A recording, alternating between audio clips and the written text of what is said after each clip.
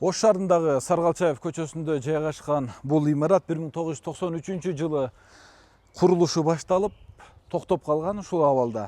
Андан кийин мына жылдын башында Ош шаарынын мэри Жеңишбек Шерматович бул жерге келип, абалды көргөн соң бул имаратты мамлекеттин балансына кайтарып алып, кайрадан мектеп катары же башка максатта куруп пайдаланууга берели деген демилгени көтөргөн. Андан кийин бул жердин тагдыры толук мэрдин аракетинен кийин чечилип, учурда имаратты кайрадан капиталдык оңдоп түзөп, мектеп катары пайдалануу боюнча жумуштар жүрүп жатат. Учурда имараттын оң тарабында сырткы атайын суу кампасы, сырткы ажатканасы, ошондой эле отканасы курулууда. Андан сырткары имараттын ички бөлүгүндө дагы оңдоп түзөө, курулуш иштери кайрадан капиталдык өзүнүн калыбына келтирүү жумуштары жүргүзүлүп жатат. Андан сырткары жер төлөөсүндө дагы акыр чикирге толгон жерлери тазаланып, бүт баары баштапкы жакшы абалына келтирилди.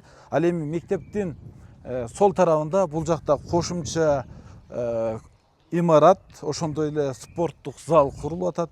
Мектеп бардык талаптарга жооп бере турган болуп, ичинде ашканасынан бери актовый залы бүт баары камтылат дагы. Жалпы 275 орунга ылайыкташылган.